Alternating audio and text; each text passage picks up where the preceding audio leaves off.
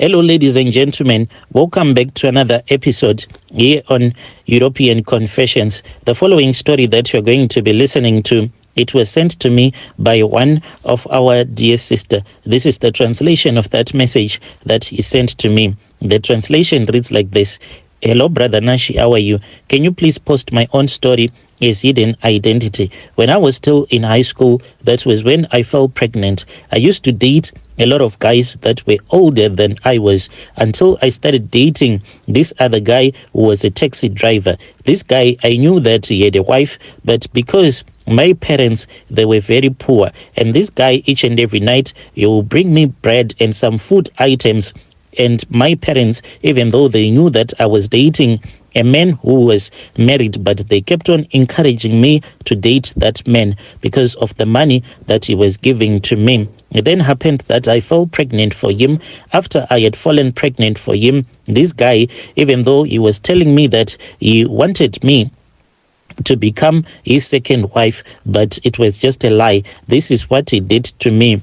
He kept on ignoring me after I had told him that I had fallen pregnant for him. So I was really desperate. When I was that desperate, that was when I started to communicate with his friend, and his friend then proposed love to me. When his friend proposed love to me, I had not yet accepted his proposal. But one night, he told me that he wanted to see me. He wanted to give me some food. So he then came, and when he came, Brother Nashi, when we were busy just hugging each other and kissing each other, that was when that guy who had impregnated me came out of nowhere and told me that I was nothing but a prostitute, and he was dumping me, and he then dumped me. After he had dumped me, then my parents kicked me out because he went and he told my parents that he had caught me cheating on him, and he was not even sure if the pregnancy that I was carrying, if it was his. So my parents then kicked me out,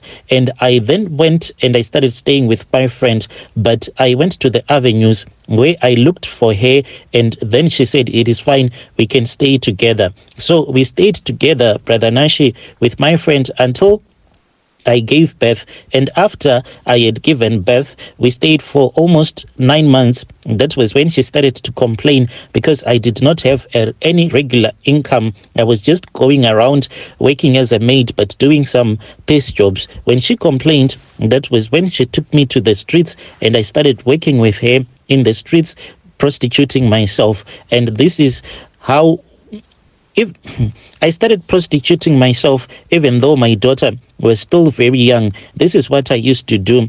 Before I had started prostituting myself, she then brought this other woman who taught me how to crush those sleeping tablets, and I would give those sleeping tablets to my daughter. She said that this is what she did to her kids as well. So my daughter at that time, she was really young. What I'll do is that I will take those sleeping tablets, crush them and mix them with a little bit of water and force my daughter to drink the water, and then she will fall asleep.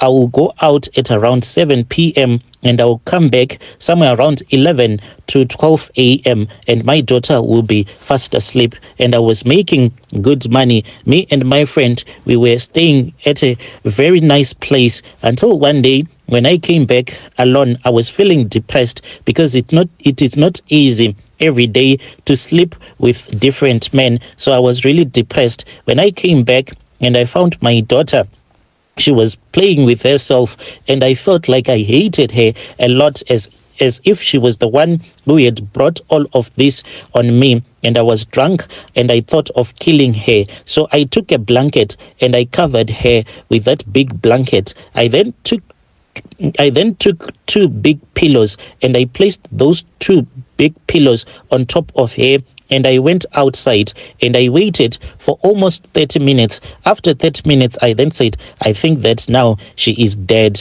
So when I walked back into my room, I then found out that she was still breathing, and I stopped myself from killing her. Brother Nashi, then my friend at that time, she went missing in action. No one even knew where she had gone to, because one night she just left after she had told me that she had been booked by this other woman because as for my friend, she did not care even if there would be a lesbian woman who would come to book her, she will just go there. So she said that she had been booked by this other rich woman, so she went and she never returned back. So one day when we were busy prostituting ourselves in the streets, that was when she came back, and she was driving this brand new BMW that did not have any number plates. It was a recent import that was from South Africa. So she told me that she had came to pick me up. So we went to the flat where we were staying,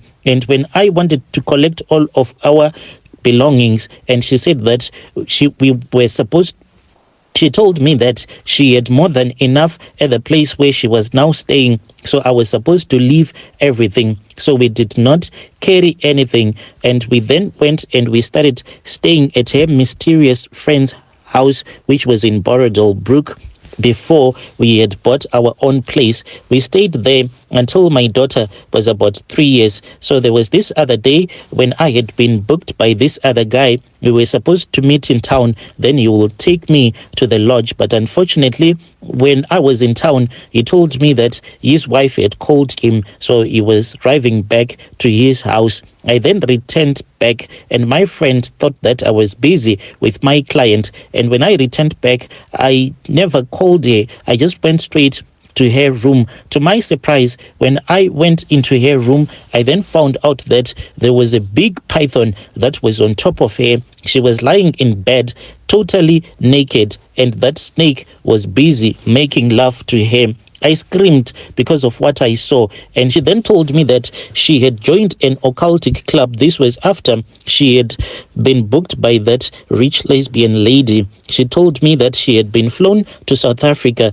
where she did all of those rituals, and she had been given the snake that was giving her all of that money. And she said that she also wanted me to join the same club, so I did. After I had agreed, that was when I was flown to South Africa. I was flown there without a passport, without anything, and I was given what looked like a rosary that I had to use on different checkpoints whenever I'll be passing through security. I was picked up at the airport, and I was taken to the clubhouse, where I was taken through 7 stages of me becoming a ritualist. The final stage, it was very difficult for me because my daughter was brought first in the spiritual realm, but she then appeared, even though I had left her in Zim, but she appeared before me when I was in South Africa. She was holding a favorite Barbie doll, and she said that she had been missing me, and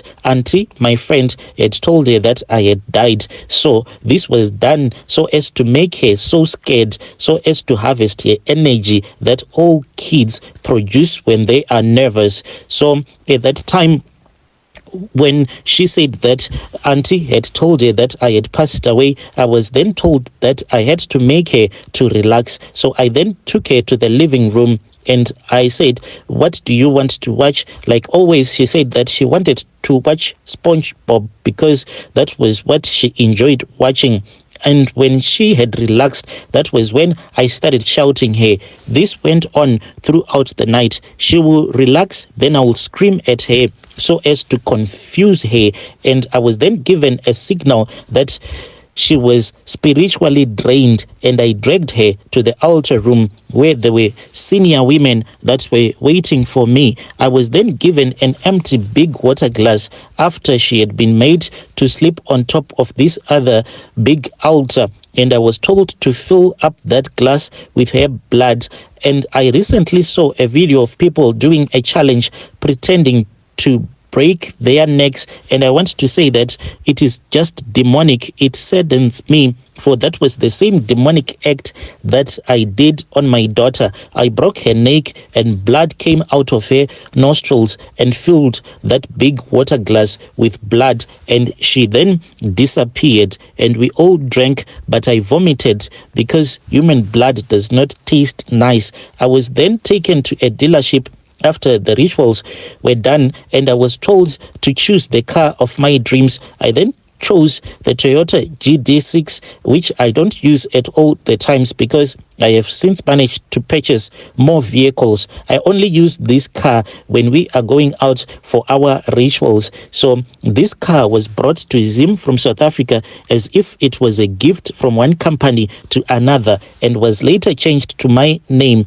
I was driven back to Zim and I was given some sweets, some sour sweets that I was supposed to give to my daughter. So I gave these sour sweets to my daughter and I then took her to my mom. She died afterwards. Dear listeners, right there was a message that was sent to me by one of our dear sister. That was the translation of that message that she sent to me.